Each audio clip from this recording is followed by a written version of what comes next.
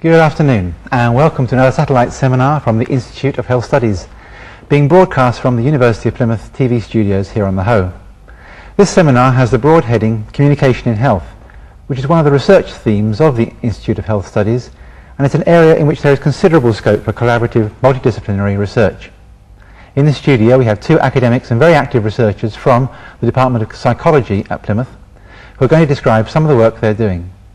Hopefully in discussion we can explore further opportunities for collaborative research both within the university and with NHS and other colleagues. The programme will be in two parts. First, Fraser Reid will give a presentation for about 15 minutes and then we will have a discussion about teleconsultations. In the second half of the programme, Judy Edworthy will give a presentation on warnings in healthcare, again followed by discussion. We invite your comments or questions at any point. If you have a desk or mobile phone where you are viewing, you can telephone the studio on 01752 233 646, or you could email us direct on tvstudio@plymouth.ac.uk. If for some reason you cannot get through to the studio with your telephone call, you could always phone a friend and ask them to email your question or comment. In the studio to discuss their presentations we also have Maria Benalek, who has a clinical background in nursing and in particular in infection control. So, over to Fraser for the first presentation. Hello, my name's Fraser Reid and I'm a social psychologist, and for some years now I've been investigating the effects of mediated communication systems on human communication. So today what I thought would be useful is to bring some of the insights perhaps and some of the questions from psychological research to you today by looking at teleconsultations, trying to draw out some of the implications for human communication in the medical encounter that telemedicine and telecare brings. And I want to start with a report published in 1998 by the Institute of Health Service Management, now the Institute of Healthcare Management, because it was such an optimistic and possibly excessively optimistic report on the potential benefits of telemedicine and telecare for the health service. At that point, it was believed that new technologies applied to telemedicine and teleconsultations in particular were proven both clinically and technically, and that there were very clear productivity gains that could be obtained together with increased accessibility in healthcare delivery. But at the same time, there were clear concerns that this would bring changes in the way that the health service was configured and new methods of delivering healthcare. And of course, management would need to focus their attention on the changes in the way that people work in the health service to achieve this. But perhaps most important for us at the moment was the conclusion that was reached then, in 1998, that concerns about the loss of personal contact between patients and their carers were less important than expected at the time, and the evidence seemed to point to rather negligible effects. Now, by now, we have reason to raise some doubts about those conclusions. In a recent review in the Journal of Telemedicine and Telecare, these new doubts are beginning to surface, and the main concern is that the quality assessments that were carried out prior to that date were based on physicians carrying out their own assessments of clinical process and on measures of user satisfaction. And at the time there were rather few studies of the consultation process itself, the actual contact that was made between carer and patient. And even those that were available to analyse showed that most were based on retrospective surveys, which we know to be fallible, where people selectively remember events during the consultation, and that there was clear evidence of known biases in user assessment of the positivity and satisfaction with the care that they receive. So we're now rather less certain about the successes that were claimed in the late 90s. The questions that we need to ask at this stage is to evaluate some of the claims that were made at that point. And one in particular was the claim that the consultation achieved by telemedicine and telecare would be more patient-centered. So we now need to reassess the situation. We need to hold up the consultation to scrutiny as a form of social encounter and check whether the patient-centered model of care actually is achieved. And we have reason to be concerned about this because there are very significant healthcare outcomes that depend on the quality of the patient-carer interaction. For example, we know that patient satisfaction is very much associated with a warm, non-verbal manner and patient-centered attention. We know that patient adherence and compliance to treatment recommendations are a function of their involvement in treatment decision-making. We know, too, that objective measures of health and clinical status are often influenced by the quality of that relationship. We know that recovery rates post-operatively, we know that pain experience post-operatively are a function of that relationship between the carer and the patient.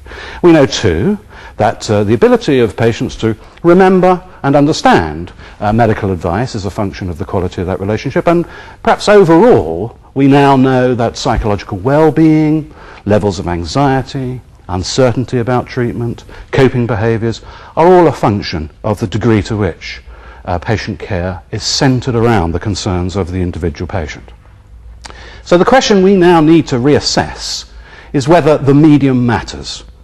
And here we're in a position, I think, to benefit from more than 25 years of psychological research. But one of the key issues to begin the discussion is that we need to understand what Donald Norman calls the affordances of technical systems. The affordances of a communication system will be the degree to which it supports different aspects of human communication. So, for example, at the top of our list is the modality through which the consultation takes place. Is it purely a verbal modality, or is it a visual and verbal modality, such as a video link? The second affordance, which is most important, concerns the degree of interactivity. Does the interaction between physician and patient take place in real time, i.e. is it synchronous, or does it take place intermittently over time, at a time and at the pace desired by individual patients? If we take telephone consultations, for example, well, clearly these are verbal and interactive. But compare those with electronic mail and texting exchanges. Clearly these are verbal but less interactive, asynchronous. And of course, video links are an example of a visual verbal modality which is highly interactive, and explorations of the applicability of these are already being carried out throughout the country, in particular in Scotland.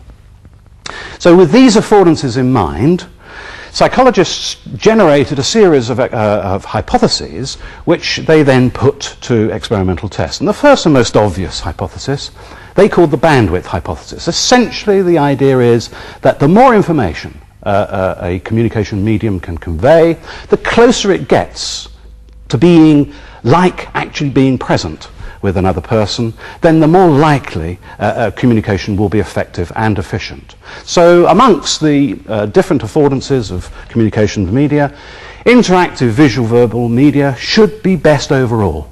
Well, is that the case? Well, the answer is surprisingly perhaps no. Dozens of studies have shown that for information giving, the exchange of information, interactivity matters, but modality doesn't. In other words, being able to get instantaneous feedback from another person about whether they understand you, what they understand, is more important than being able to see them or to see what they're doing. And in fact, it means that there's no obvious advantage in adding a very expensive visual channel to a speech channel. And as an aside, this in part explains the failure of the video phone in the 60s, the poor take-up of video conferencing systems throughout the 70s and 80s, and possibly also the poor prospects for 3G mobiles, which allow conversationalists to see each other as they speak. So this nudged psychology to make a more precise and more detailed analysis and a set of hypotheses, and that gave rise to the cognitive cueing hypothesis. This essentially suggests that instead of there being some generalized effect of communications medium, it's very specific and affects particular bits of information that are exchanged during the consultation. And under this idea, non-visual media should disrupt conversational patterns. We know that gaze is a very important part of the regulation processes that go on inside consultations, and that gaze signals the end of a speaking turn and the transfer of the initiative for the conversation to another person. Speakers tend to look at their listeners more at the point where they are ending their contribution to the conversation. So the first question one would have to ask, well, maybe the lack of visual access would disrupt the way people organize their speech and how they talk to each other. Well, again, psychologists were disappointed. Here, there was little evidence, certainly by looking at telephone conversations, that people fail to organize their speech in a regular and orderly way. In fact, telephone conversations are now known to be much more regular, much more orderly than face-to-face communications. Fewer instances of simultaneous speech, fewer interruptions. Why?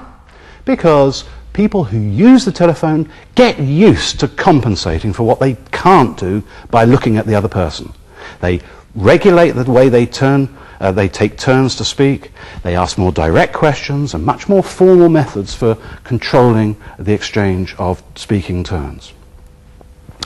So another question that the cognitive cueing hypothesis gives rise to is whether or not the lack of visual access might make it difficult for people to achieve joint reference. Now, joint reference is a term that refers to the ability of people to identify, to locate, to describe something in their shared environment. So when a patient says to a doctor, "I've got a pain here," then the doctor looks to where the patient is pointing. Now, clearly, if you can't see the patient and the patient can't see the doctor, that process must be disrupted. Well, here we can say, yes, that is in fact what occurs. The lack of video access does disrupt the degree to which joint reference is achieved, and we have experimental results that show that it takes longer, with many more speaking turns, to achieve understanding about what is being referred to in the environment. So we're beginning to get some evidence that there could be a disruptive effect of a lack of visual access that may affect some of the health outcomes that we know to derive from a patient-centered consultation. But it's when the psychologists began to look at what they called the social cueing hypothesis that results, very much more subtle results, began to emerge.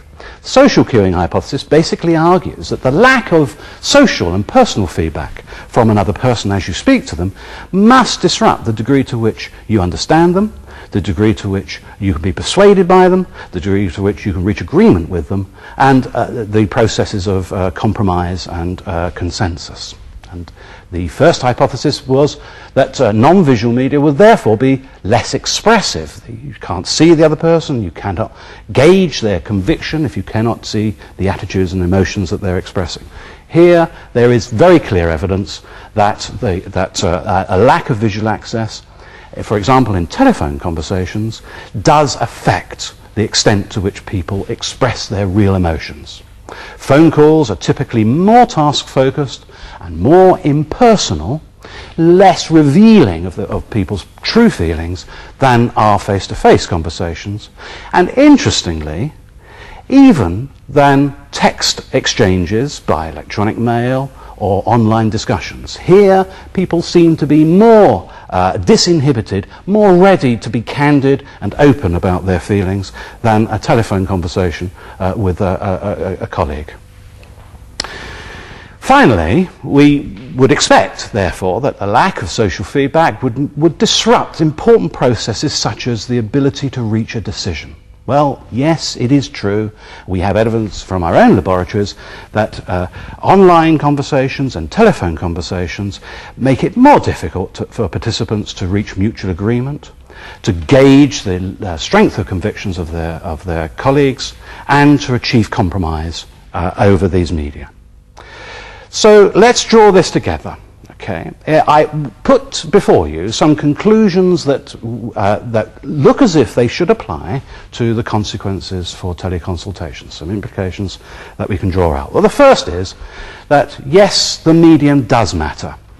It's now clear that different affordances of different media do impact upon the quality and the content of social encounters, and this therefore must be true of the medical encounter too. Secondly, could we be looking at the prospects of a trade-off between improving access to healthcare but accepting a reduction in the quality of that care, because we know that, for example, telephone conversations are less personalised, more formal, less revealing, that surely this must mean that individualised care would be harder to achieve. The other side of the coin, of course, is that health professionals who are consulting clients and patients through telemedicine media must therefore be less confident about the decisions they reach. And would this lead, therefore, to overdiagnosis and over-referral, and a self-defeating effect, if you like, of increasing the load on other parts of the health service?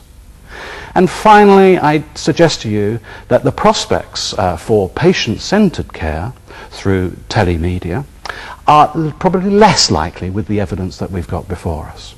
So the conclusions we would reach would perhaps be more sceptical than those that were reached in 1998. Thank you. Okay, well, thanks very much indeed, Fraser. That's very interesting. So now we'd like to hear from you. Remind you again that the telephone number is 01752 233 646. So do please phone us with your comments or questions. If you want to email us, it's tvstudio@plymouth.ac.uk.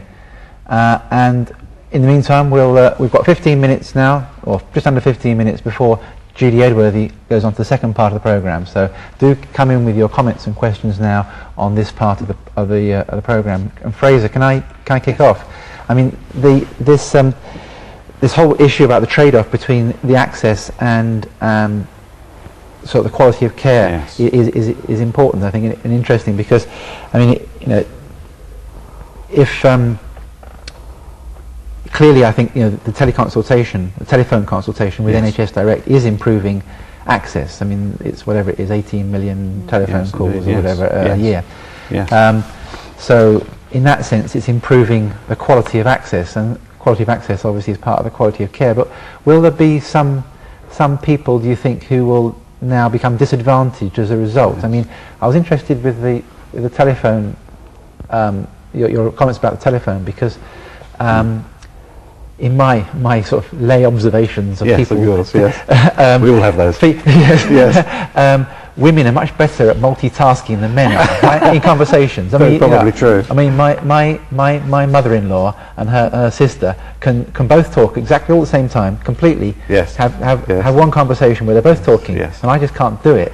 Yes, yes. Will they be disadvantaged by a telephone? Well, as it happens, I mean, this is more than just a rumour, an ugly rumour. It is probably true that men and women do use the telephone in different ways.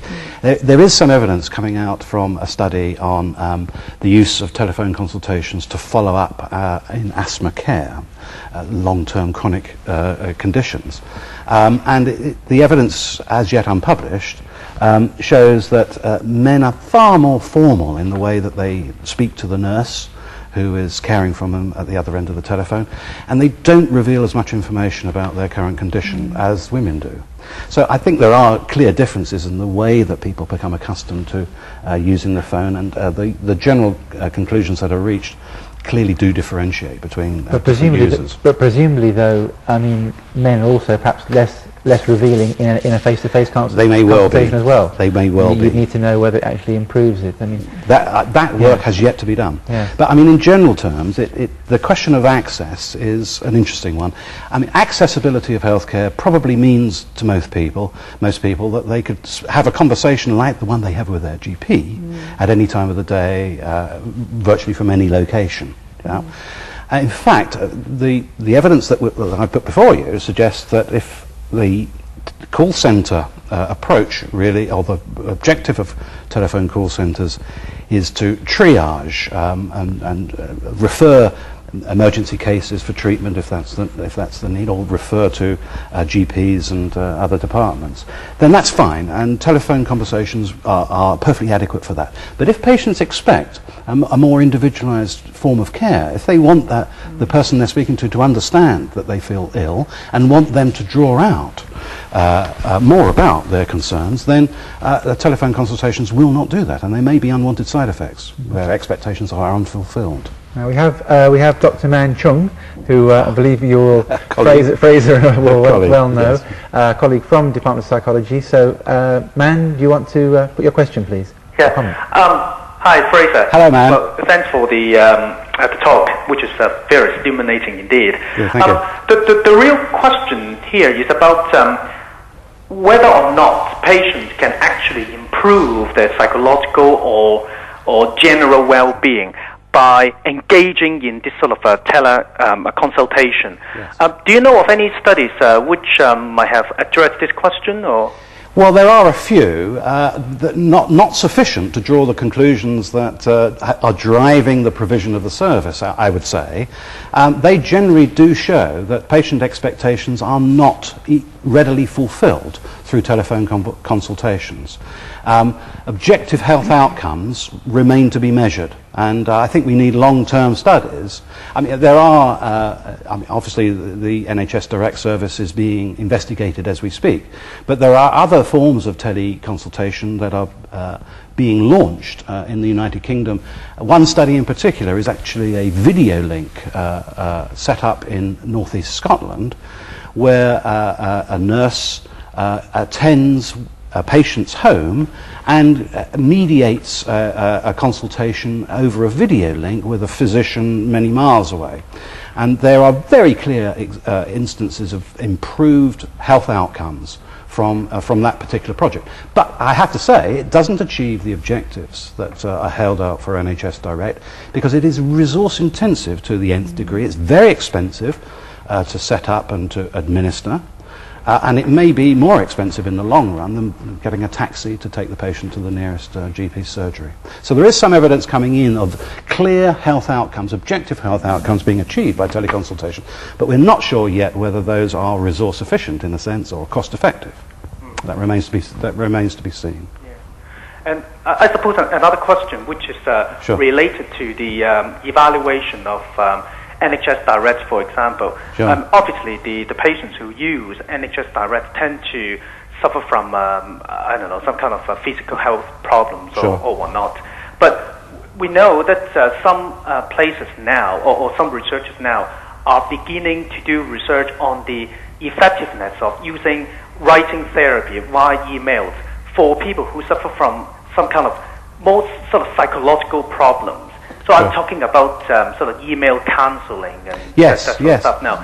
Do you know of any studies which might have evaluated? Oh, there are numerous studies, Man, that have shown that online keyboard conversations, I mean, they're not directly related to the investigating healthcare delivery, but online keyboard conversations are often incredibly deeper and more intimate, more revealing, more disclosure takes place in these conversations than their equivalent face-to-face meetings. Okay, so there are clear benefits that we could anticipate from sort of web-based or email-based or online or instant messaging-based systems for that kind of healthcare. Certainly. We have an email that's come in from Annie Jenkin in Plymouth. She says, hello. We now live in a very multicultural society.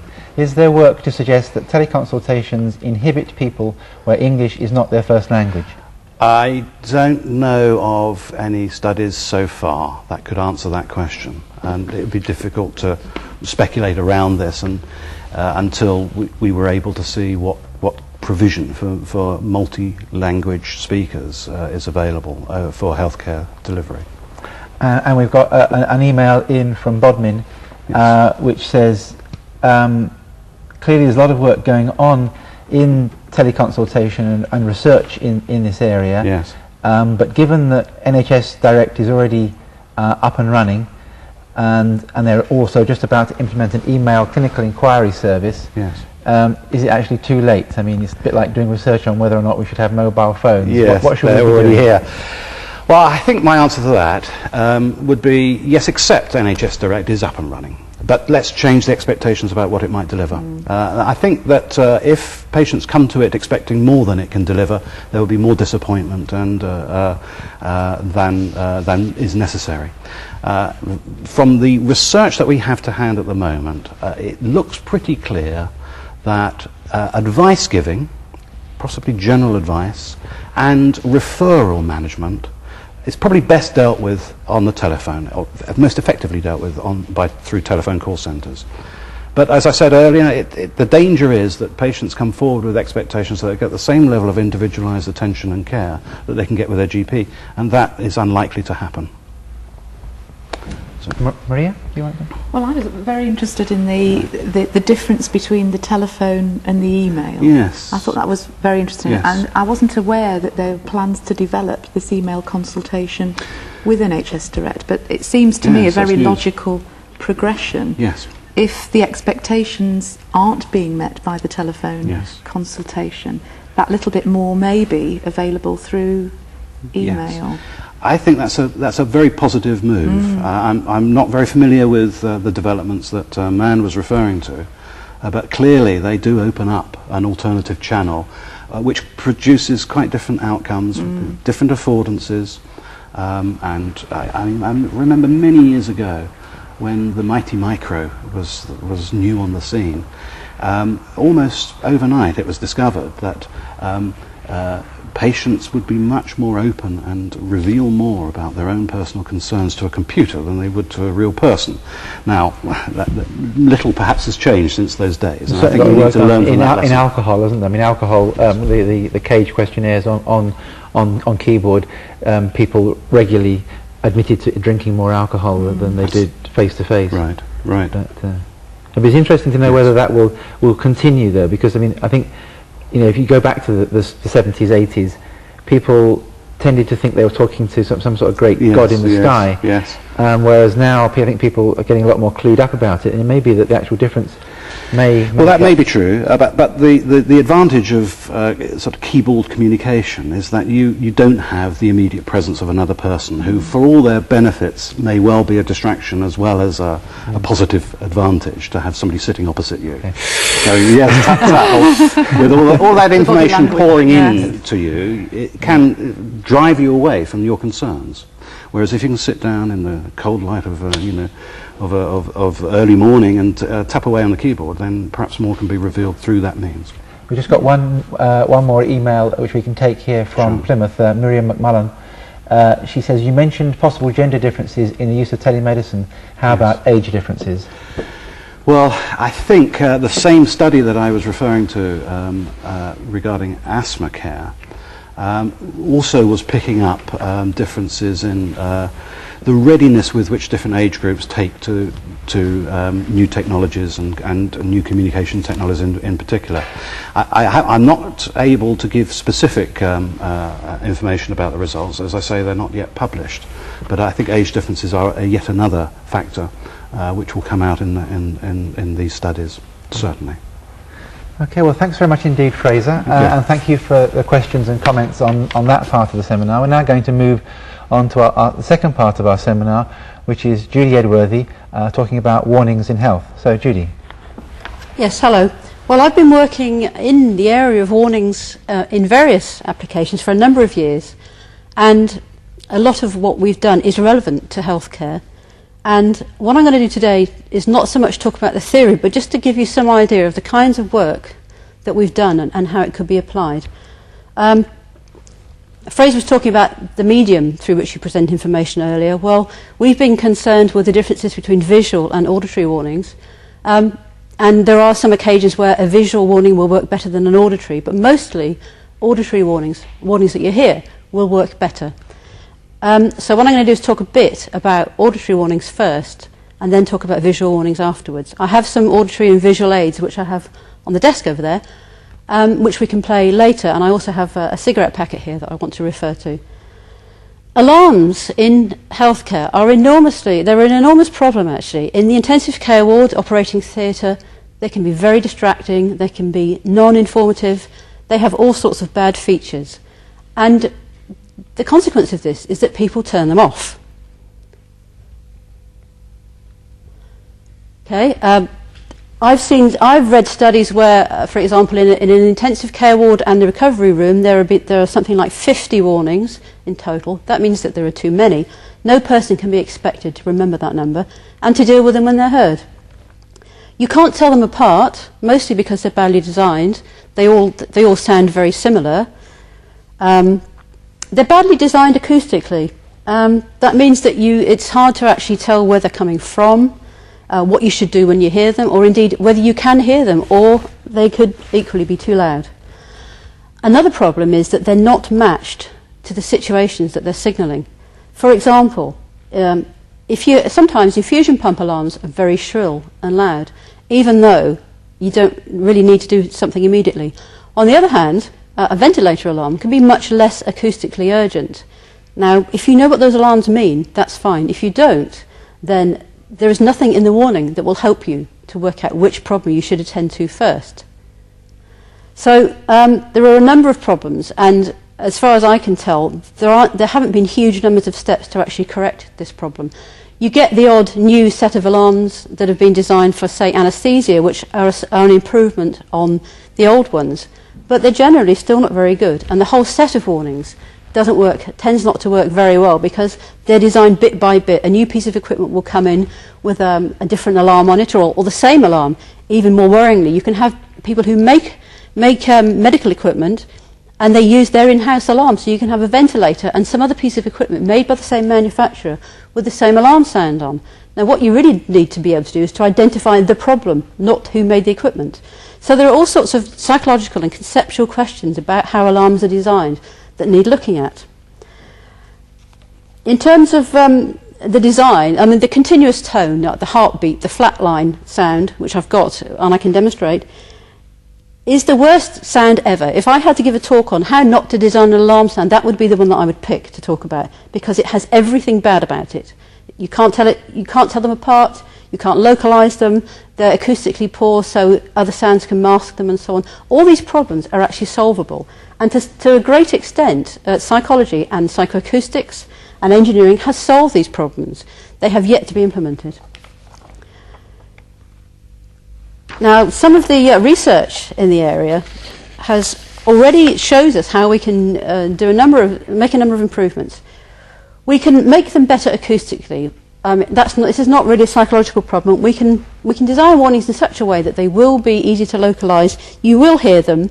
They won't be too loud. They won't be too quiet. Obviously, the noise in hospital wards fluctuates, but these days, actually, you can get systems that can respond to the ambient noise. That means that they can get louder or quieter depending on what's going on. You can get PA systems that do this.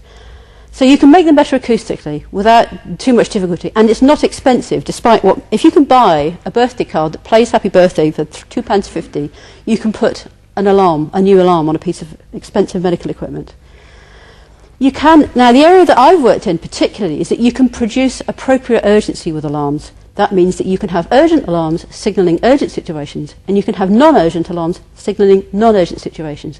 Now, this is a basic response of the auditory system, is to tell you how quickly you need to move, how severe the situation is. Your hearing is your warning sense. Now, this has huge benefits because it means that even if you don't know what the alarm sound means, you can respond in an appropriate way. You know how quickly you need to respond. So if you hear a very urgent alarm, you can go and deal with the problem straight away. If it's a less urgent alarm, then the natural thing to do is to go and look to see what the problem is, look at a visual display, go and look at the patient, but you don't need to rush. So we can do that, and I know that some medical situations they're context dependent and they can vary. Sometimes something might be important, sometimes it might not be, but if you have an intelligent alarm system, which also monitors information coming from the patient, you can produce the warnings accordingly. So you can produce them online, in fact.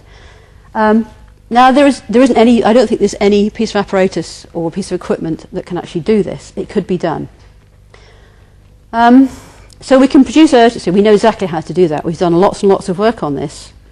It's exactly the same thing as when you listen. If you watch Psycho, the film Psycho, it's terrifying before it's even started, because the music has induced that kind of mood. And in fact, the composer, Bernard Herrmann, did all the things that an auditory warning designer would say do to make your warnings, your sound, urgent. It's terrifying. Before you even know what it's about, it's frightening. Okay. Now, alarms don't need to be that alarming. I think people tend to believe that you must have something really shrill and attention-getting, but actually what that does is to panic people, especially if they don't know what it means. Now, possibly the biggest problem with alarms is there are just too many of them. And of course, people worry that if you take some away, then something will go wrong and somebody will get sued or somebody will die or something will happen. It's not necessarily a problem. You can reduce the numbers by having some kind of rationalisation or some kind of standardisation. Now, 20 years ago, believe it or not, there was a move to rationalise hospital alarms so that you only ever had 7. And you had an urgent version of each alarm and you had a non-urgent version. And the point about this is that there are actually only 6 or 7 ways a patient can actually die. The equipment changes all the time, but the people don't. So let's have the alarms, let's have the functions of the alarms related to the person, not the equipment. So, for example, you could have a temperature problem, you could have a heart problem, you could have a ventilation problem, and you run out of problems quite quickly, actually. And you just have the same set of 7 alarms. Now, I was involved in, a long time ago, a British Standards Institute and a European and worldwide standard on exactly this thing.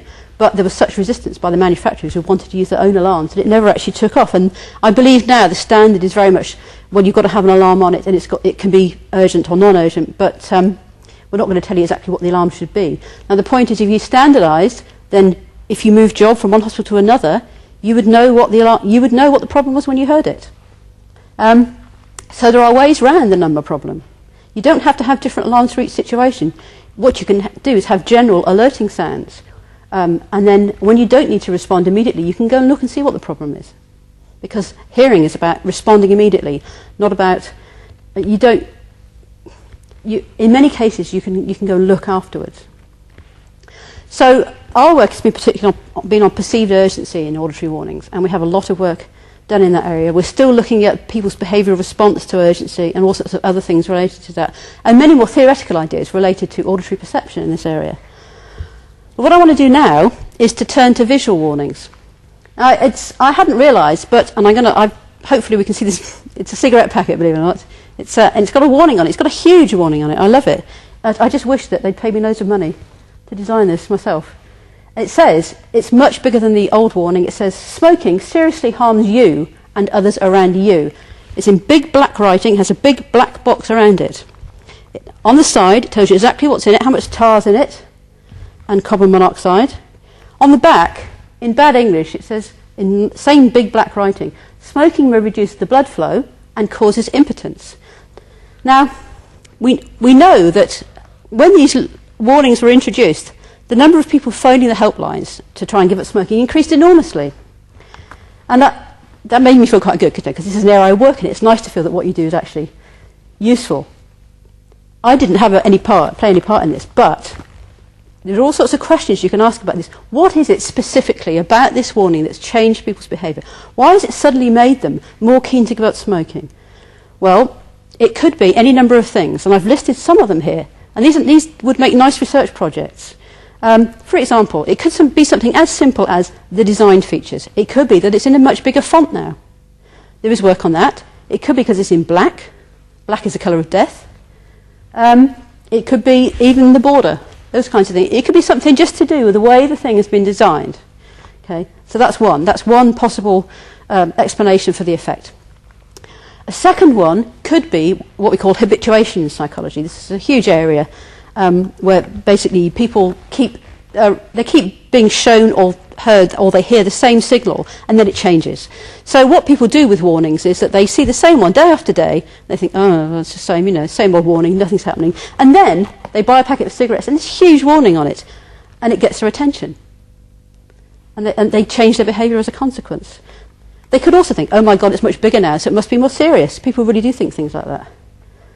It could also be, a third factor could be the explicitness of the message. It's a very explicit message here.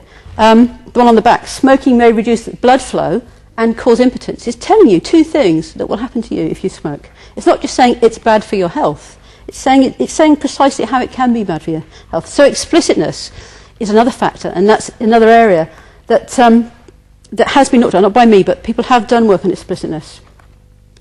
And of course, a fourth factor could be, it could be entirely coincidental that people have responded more to these warnings. Because what could have happened is that people just know more about the effects of smoking on health now. So it's coincidental. This is just kind of nudged them in the right direction.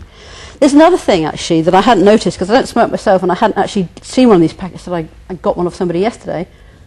What I really like is this: smoking seriously harms you. It's using the personal pronoun, you who are just about to smoke this cigarette, and others around you. Now, we've done research in another area, which I'll talk about in a minute, that's shown that when you use the personal pronoun, it does increase people's level of compliance. So it's got lots of features, very good features, this. And there are things, you could apply this to lots of other areas, but you could do projects where you look at specific variables and change one of them at a time, rather than having a kind of confounded experiment, which is what this is, where lots of things change at once. Now, not doing that in itself won't make people comply with warnings. And what you need to bear in mind is that compliance with warnings is a cost-benefit analysis. Now, in psychology, people model this cost-benefit analysis. There are various models. There's one called the theory of planned behaviour.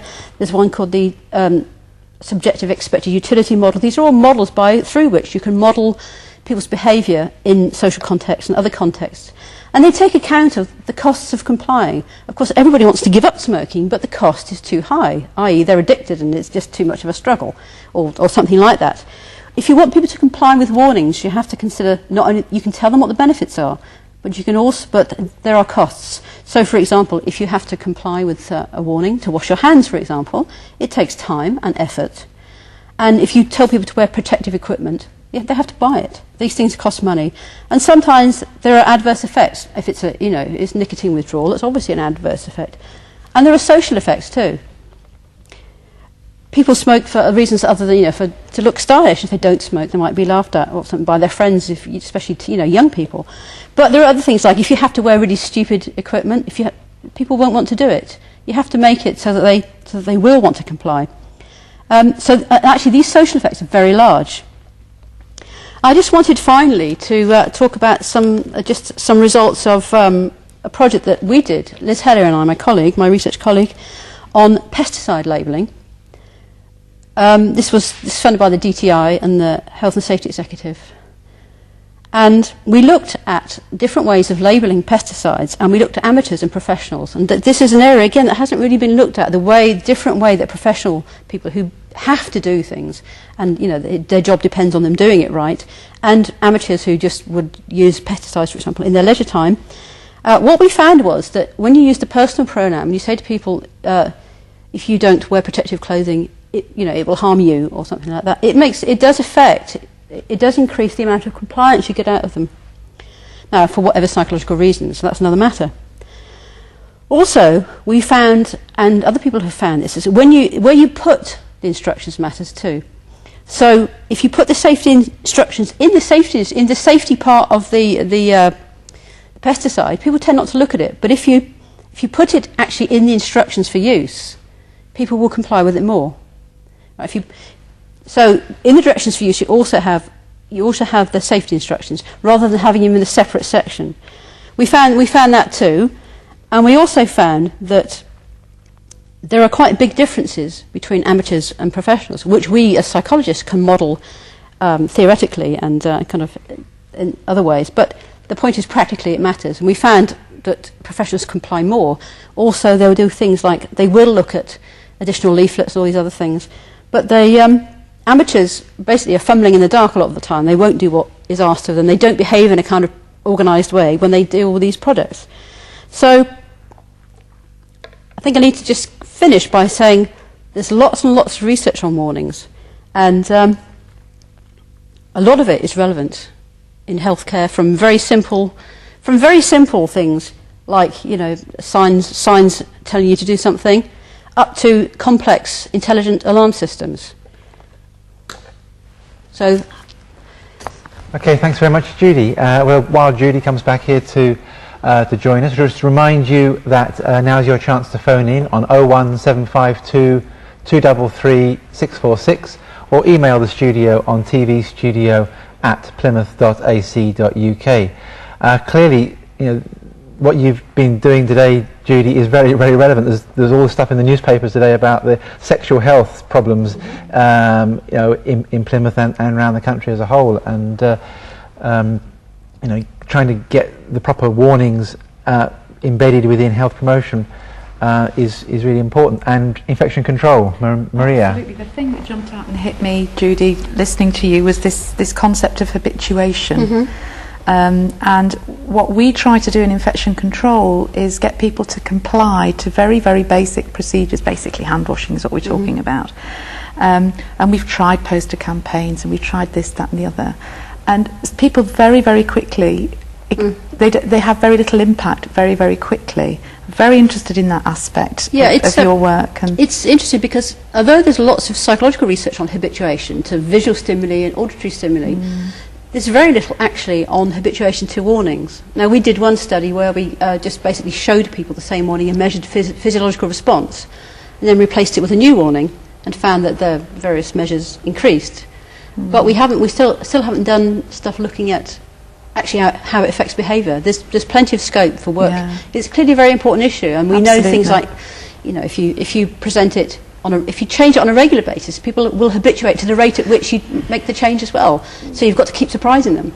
I like the idea of the auditory warning. Not quite sure how practical that will be with hand washing and infection control. But it's really funny because the other day I had a cereal packet and it said, if an alarm goes off, you've won a prize. So you can clearly put alarms anywhere. You can put them on. I used to have a joke about putting verbal warnings on medicine bottles, but it's doable now because it's very cheap to do.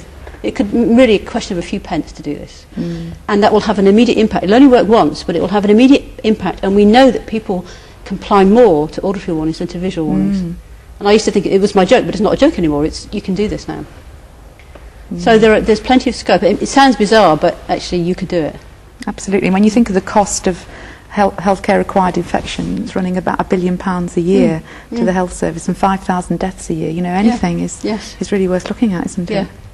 Yes. I've got an email in from Exeter which says that how do you compare the situation in the intensive care unit, the ICU, with the airplane cockpit? And presumably one of the problems is that in an airplane cockpit, one manufacturer has the responsibility of putting all the warnings together in a sort of coherent format, whereas maybe in the ICU, because there are many different manufacturers, that's not possible. Is there a role for some sort of company which acts as an intermediary who deals with all the outputs for the alarms in an ICU? Yeah, I mean, I think actually cockpits are quite a mishmash as well, actually more so than you'd imagine. You can have equipment for all sorts of people. But also you could manufacture a kind of universal bus or something where you could collect pieces of equipment, and you could impose an alarm system on any set of equipment. So that nobody has their own alarm, they just give you a signal. Yeah. That's right. They provide the signal, and then the alarm comes from a universal warnings box or something. That can be done, and I think there are moves to do that. Actually. Are there moves, Judy, towards industry standards in alarms, so that manufacturers will be compelled to agree to use particular alarms for particular purposes? It tends to happen, the way standardisation happens is not through committees of the BSI and so on. It's by a big manufacturer making something. It seems to improve things, and other people will adopt it. For example, Schreiber in the US have a system, and I believe that Hewlett-Packard have some kind of system. Now, we've got a telephone call from good old Man Chung again. So, hi Mang, that's your phone call? Yeah, hello. Thanks, Judy. It's a very stimulating talk. Can I just ask a question which might be relevant to Fraser as well?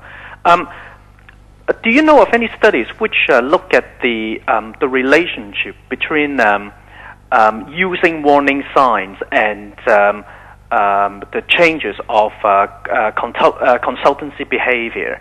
What I mean is, would doctors sort of change their consultancy behavior as a result of the development of these warning signs?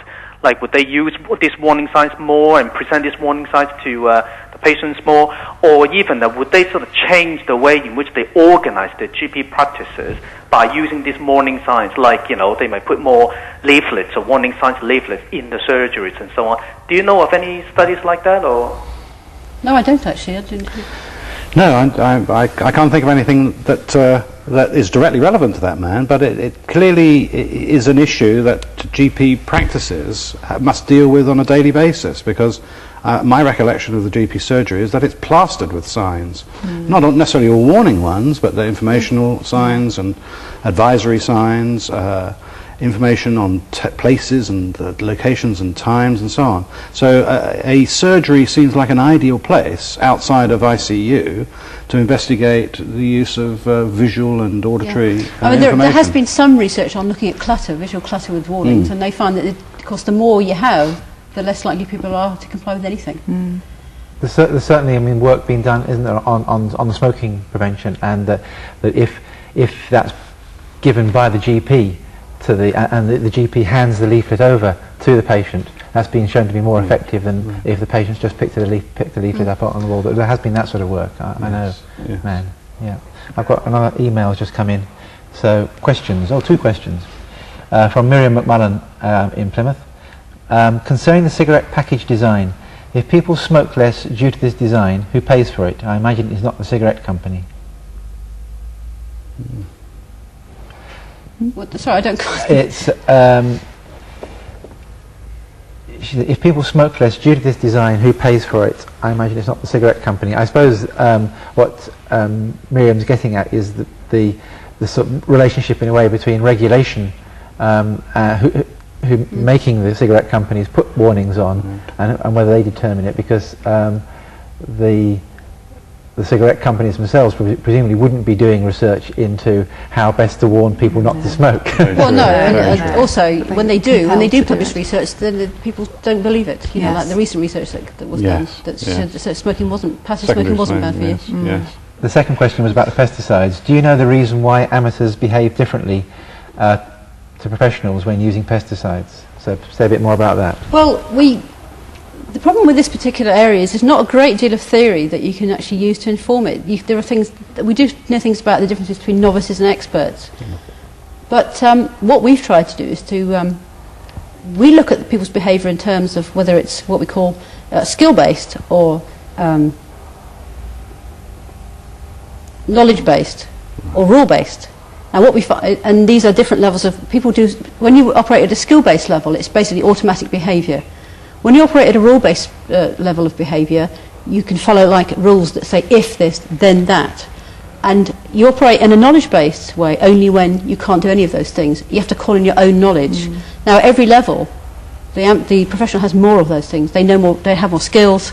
They have lots of if-then rules. And if they can't do the task, they then will start to look. It's basically because I think they just know more and they know how to behave. And of course, they have constraints on them, like, they could lose their job. They could get into trouble if they didn't do what's required of them. Amateurs, of course, in reality, when you do your job, you will be provided with the equipment you need to comply, one hopes. Whereas amateurs, if they're told to don some very expensive protective clothing, they won't have it. And they'll just think, oh, we'll spray it anyway.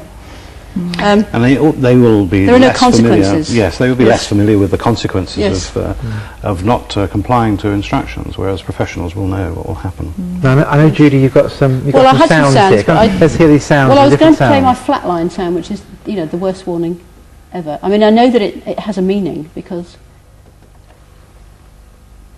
we all know what a flatline means, but.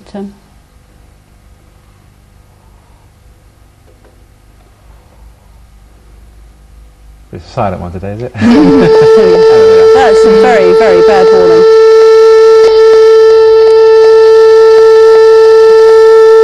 Yeah, that of course is almost the. You know what it means. The ER one, isn't it? Yeah. I mean, we all know what it means. That doesn't mean to say that it's not a bad warning, though. In fact, many of the traditional warnings that we use are actually quite good in the sense that we have a kind of what we call a semantic association. We know what it means. Acoustically, it's bad, but it has a meaning for us. So we can adapt those warnings to actually make quite nice ones. For example, we know what this is. We know what that is. We know what that is. but it's actually quite a badly designed sound, what you can do is you can modify it. One of the big problems with alarms is that they come on and they stay on. Now, that's the worst thing that could happen when you're trying to communicate. For example, if there's a fire, what you don't want to do is you have to shout over the alarm. You actually need to communicate. It's perfectly possible to have alarms that come on and go off again and then come on. Yeah, have intermittent alarms, because also they work better as alarms because the auditory system responds much better to change than it does to continuity. So you can do all these things. You can modify well-recognised sounds that have meaning for us, so that they're acoustically, psychologically better when we still know the meaning. There are ways of doing that. Do you think we can put sounds in the toilets to get people to wash their hands? Well, that's where my brain is running. I'm just thinking, could we set up some system where, if somebody walks through a door and they haven't washed their hands yet, an alarm goes off. I mean, well, this is who knows? Ubiquitous computing is an emerging area where computers as small as barcodes and adhesive strips can be attached to devices. So if somebody doesn't touch the door handle with a wet hand, then the alarm goes off. Yes, I think sometimes it's better to stop the behaviour. I mean, the warnings are really a last resort. Much better if you can change the situation so they have to comply. So, for example, you can, for example, a nozzle. You can have a nozzle on a piece of equipment. If you don't want them to use it for more than 5 seconds, rather than telling them not to, make it so that it hurts after 5 seconds. They have to take their finger off. That will work too. So, where you can, try and modify behaviour in a different way. That's I've got an email here from Dean Whitehead in Exeter, who he says, my experience of men's toilets on motorways, I don't really want to go into that, but, is that the warnings are a complete waste of time. The number of men who go in to have a pee and then leave to eat their sandwiches without washing their hands is mind-bogglingly horrible. What can be done? Well, it's not an area of expertise of mine. You can reassure Dean that it happens in ladies' toilets presumably too. the now wash your hands sign is a complete waste of time, isn't it? I mean, well, it's also to do with people's perception of risk. They think, well, there is no risk. It's a very insidious kind of thing, and that's another big psychological area: people's perception of risk, of the size of a risk. And for example, there are areas like GM food labelling and the BSE scares. All these things are interesting examples of people's perception of real life risks. And in the case of some of them, you don't even know what the risks are. GM food, you don't actually know what the risk is. We'll have somebody avoiding BSE infected meat, but smoking 60, 70 cigarettes a day. Exactly. Yeah. Which actually, in the second part of his email, it says, the evidence from public health suggests that some of the more structural changes, such as banning smoking on buses and trains, in cinemas and at work, probably have more effect on the numbers thinking about quitting or actually quitting than health warnings on cigarette packages. No, I agree. So how much effort is it worth putting into the design of such warnings as opposed to other public health well, I mean, I think it's worth doing. It I think there are things, a way that you can modify. Making somebody feel socially isolated because they're smoking and none of their friends are will work very well. But if it has an effect, then why not? How much money are you prepared to put into something that will save 1 or 2 people's lives? If a big black warning on a cigarette packet stops at least one person giving up, then that's do you think that, you mentioned the personal pronoun, presumably if we can personalise it even more so that when their name on somebody that's right, yes. And their health status. Simon, thinking of somebody I know, this will affect your health, and it will affect your partner's health as well. So maybe that will be more effective. Well, I think we're coming to a close. If there's no more questions coming in, we've got about 1 minute to wind up. So I think that's all the time we've got time for. I'd like to thank very much Fraser Reid, Judy Edworthy, Maria Benalik, and of course all of you for watching and participating in this programme. But don't go too far away, because in 1 hour's time at 2 o'clock we've got another programme. In that programme we'll be discussing clinical outcome measurement in health. So goodbye for now, and hope to see you soon. Goodbye.